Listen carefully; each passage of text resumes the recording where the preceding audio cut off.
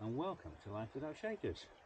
And having finally completed the journey around all 214 Wainwrights, I thought it would be a fun way to end the series by putting together this little prologue video to set out some fun statistics of the journey.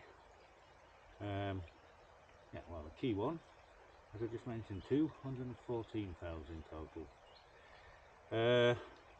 And based on the heights of the main summits alone, that is an ascent of, a total ascent rather, of 450,385 feet, which is roughly the height of 15.5 Mount Everests. And that of course doesn't include false summits and bits of hill I went up when I went the wrong way, of which there were many. And distance wise, it was only about 496 miles on paper. Probably close to 600 again with all the wrong turns. The longest walk on paper again was walk number 26 up Bakestall, which is 18 miles. And the distance there was all because of the extra tail end of the walk to pick up tiny little Binsey. Honourable mentions of course to the Newlands Horseshoe and the walk around Ilgill Head and Winrig and back over Scarfell, which are both around 17.5 miles. Like I say, yeah,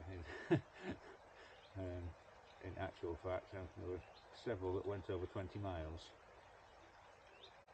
The most fells in one walk was 10, which was walk 12 on the Kentmere Horseshoe.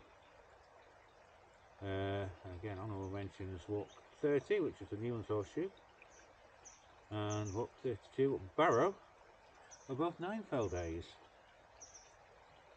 And the fewest fells in one walk was 2, which was walk 11 up Coaldale Moor and walk 38 just the other day up Fell Barrow and Low Fell.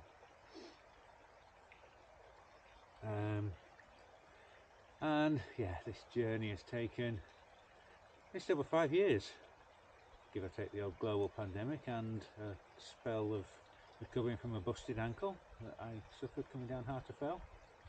And in that time I've gone through 4 pairs of walking boots, albeit the first one was on its way out when I set off.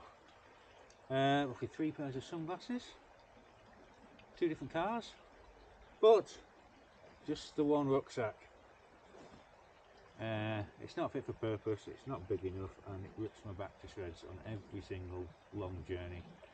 But it's been up every single Wainwright, this bag, and I think it's probably about time that I actually bought something more suited to day walking rather than what was basically just a commuter bag.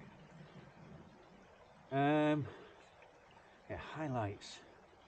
I think the horseshoes for the most part. Fairfield and Kentmere and Newlands. And the biggies of Scapel Pike and Helvellyn, Great Gable, Blencathra. Certainly deserve the reputation as the busiest fells because they are some of the nicest fells. But then there's some surprise gems. And Belfeld Crinkle Crags shouldn't really be a surprise because Wainwright put them right up there in his top 2 pretty much. But having been there, yeah, they are very special summits. And Waller Crag as well. Crag and High Rig and Raven Crag, it was all tail end of walk 15 that. You get to Waller Crag and it's a spectacular view across the Derwentwater, which, yeah, wasn't expecting. It's a beautiful summit. And the Coniston Fells as well, I enjoyed that walk. Good old walk that. And in fact most of the Northwestern Fells, except the bit along Bassingthwaite, which was a bit dreary and was done in terrible weather, but the rest of the Northwestern Fells were just all so beautiful. Low lights, well, unfortunately I put Skidder in the low lights just because it was blowing a hurricane on top, so I couldn't really see, I think. And again the Langdales as well was slightly disappointing. I think that was partly the weather and partly because it came halfway through a very long walk. Yeah, a few bland ones as well.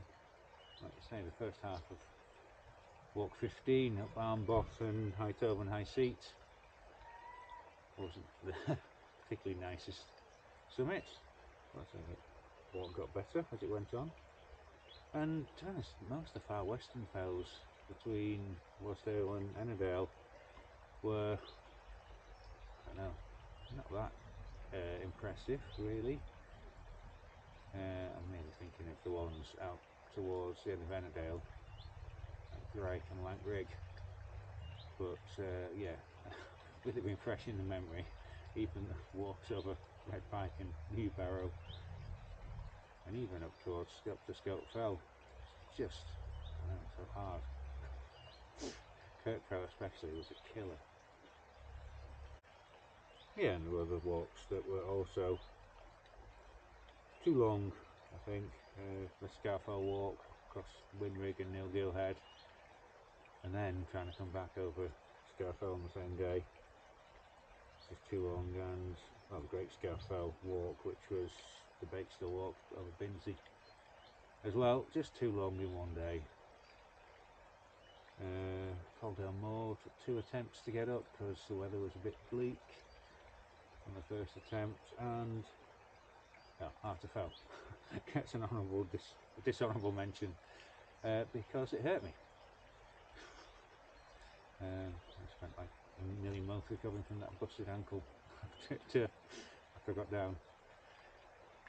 Yeah, so that's that. Yeah, I'm not sure what's going to happen with the channel now. I think this is probably the end for Life Without Shakers. As I said at the start, if you can remember all that way back, the reason for starting this channel was as something to do, to film me passing the time while there were no Barry matches to watch. Of course, the Shakers have been back for at least 2 seasons now, so it's very much a misnomer now, the channel name, so I'm going to have to think of a new name for the channel. But I think also that's going to be the end of the sort of semi-regular videos that I've been doing over the last 2 or 3 years.